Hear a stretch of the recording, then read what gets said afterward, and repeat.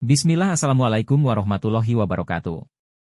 Selamat datang di channel kami Ukasha dan Rafasha. Semoga di hari ini kalian semua dalam keadaan sehat ya. Amin. Kali ini kita akan membahas tentang sejarah sapi betina dalam surat Al-Baqarah. Penasaran? Sebelum lanjut, alangkah baiknya kita bersolawat terlebih dahulu. Allahumma sholli ala Sayyidina Muhammad wa ala ali Sayyidina Muhammad. Lalu sebelum lanjut ke video, dengan keikhlasan saudara mohon klik tombol subscribe agar channel kami dalam berkembang dan selalu konsisten dalam mengupload video-video dakwah Islamnya ya. Langsung saja. Kisah Al-Baqarah, sapi betina, di zaman Nabi Musa. Sebutlah di kalangan Bani Israel seorang kaya raya. Dia mempunyai saudara sepupu yang fakir. Tidak ada ahli waris selain dirinya. Ketika orang kaya tersebut tidak lekas mati, maka saudara sepupu ini membunuhnya agar dia dapat mewarisi hartanya. Lalu dia membawa mayat saudaranya ke desa lain lalu melemparkan di pelataran desa. Kemudian dia berlagak hendak menuntut balas. Dia bersama orang-orang mendatangi Nabi Musa, alaihissalam, lalu mereka memohon kepada Nabi Musa, alaihissalam, agar berdoa kepada Allah Subhanahu wa Ta'ala supaya diberi keterangan mengenai pembunuh orang tersebut. Kemudian Nabi Musa, alaihissalam, memerintahkan mereka agar menyembelih sapi dengan berkata kepada mereka, "Sesungguhnya Allah menyuruh kamu menyembelih seekor sapi betina." Mereka berkata, "Apakah kamu hendak menjadikan kami buah ejekan?" Quran Surat Al-Baqarah 67. Maksudnya, apakah engkau mengejek kami? Padahal kami bertanya kepadamu mengenai orang yang terbunuh, dan engkau justru memerintahkan kami agar menyembelih sapi. Lantas Nabi Musa, alaihissalam, menjawab, "Aku berlindung kepada Allah agar tidak termasuk orang-orang yang bodoh." Quran Surat Al-Baqarah 67. Maksudnya, termasuk orang-orang yang mengejek kaum mukmin. Ketika orang-orang mengetahui bahwa menyembelih sapi merupakan rencana dari Allah Subhanahu wa Ta'ala, maka mereka menanyakan ciri-ciri sapi tersebut kepada Nabi Musa, alaihissalam. Ternyata di balik hal tersebut ada hikmah besar, yaitu bahwa di kalangan Bani Israel terdapat orang syalih. Dia mempunyai anak laki-laki yang masih kecil dan dia mempunyai anak sapi betina. Dia membawa anak sapi tersebut ke dalam hutan dan berkata, "Ya Allah, saya menitipkan anak sapi ini kepada Mu untuk anakku kelak jika dia dewasa." Selanjutnya orang syalih ini meninggal dunia, sehingga anak sapi ini masih di hutan sampai bertahun-tahun. Anak sapi itu berlari setiap kali dilihat oleh orang.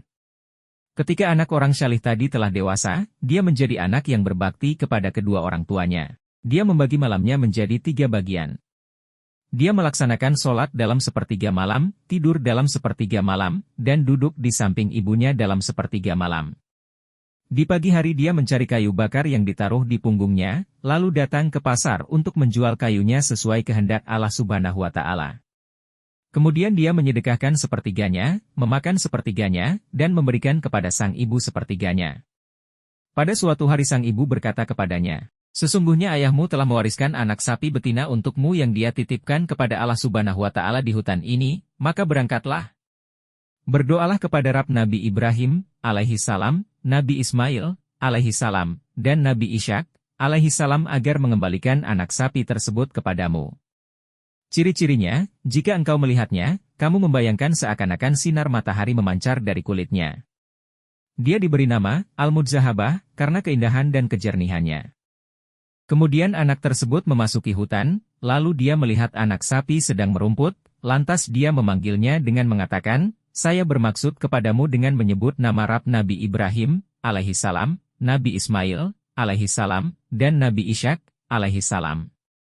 Kontan sapi itu menengok ke arahnya dan berjalan mendekatinya sehingga sapi tersebut berdiri di hadapannya.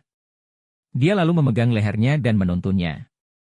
Dengan izin Allah Subhanahu wa Ta'ala, tiba-tiba sapi tersebut bicara, "Wahai anak yang berbakti kepada kedua orang tua, tunggangilah aku, karena hal itu lebih meringankanmu." Anak tersebut berkata, "Sesungguhnya ibuku tidak memerintahkanku melakukan hal itu." Akan tetapi, beliau berkata, "Peganglah lehernya." Sapi itu berkata, "Demi Rabb Bani Israel, jika engkau menunggangiku, niscaya kamu tidak dapat menguasaiku untuk selamanya. Ayo berangkat. Sungguh, jika engkau memerintahkan gunung melepaskan diri dari pangkalnya dan berjalan bersamamu, niscaya ia melakukannya lantaran baktimu kepada ibumu." Lantas pemuda tersebut berjalan bersama sapi menemui ibunya. Sang ibu berkata kepadanya, sesungguhnya engkau orang fakir. Engkau tidak memiliki harta. Engkau kerepotan mencari kayu bakar di siang hari dan melakukan qiyamul lail di malam hari. Oleh karena itu, pergilah. Jual sapi ini. Si anak bertanya, saya jual dengan harga berapa? Ibunya menjawab, 3 dinar. Engkau jangan menjual tanpa pertimbanganku. Harga sapi telah dipatok 3 dinar. Sang anak pun berangkat ke pasar. Lalu Allah Subhanahu wa Ta'ala mengutus malaikat agar dia melihat makhluknya dan kekuasaannya sekaligus untuk menguji pemuda tersebut bagaimana baktinya kepada ibunya. Sungguh, Allah Subhanahu wa Ta'ala mengetahui hal tersebut. Sang malaikat bertanya, kamu jual sapi ini dengan harga berapa? Dia menjawab, 3 dinar. Dengan catatan ibuku meridainya. Lantas malaikat berkata, saya beli 6 dinar. Tetapi engkau tidak perlu meminta persetujuan ibumu. Pemuda itu berkata, seandainya engkau memberiku emas seberat sapi ini pun, saya tidak akan mengambilnya melainkan dengan ridha ibuku. Kemudian dia membawa pulang sapi kepada ibunya dan dia menceritakan tentang harganya. Lalu sang ibu berkata, kembali lagi. Jualah dengan harga 6 dinar berdasarkan ridha dariku. Dia pun berangkat ke pasar dan menemui malaikat. Sang malaikat bertanya, apakah engkau telah meminta persetujuan ibumu? Pemuda itu menjawab, beliau menyuruhku agar tidak mengurangi harganya dari 6 dinar dengan catatan saya meminta persetujuan ibu. Sang malaikat berkata, saya akan memberimu 12 dinar. Pemuda itu pun menolak, lalu kembali kepada ibunya dan menceritakan hal tersebut kepadanya. Ibunya berkata, sungguh, orang yang mendatangimu adalah malaikat dalam bentuk manusia untuk mengujimu. Jika dia mendatangimu lagi, katakan padanya, apakah engkau memerintahkan kami untuk menjual sapi ini ataukah tidak?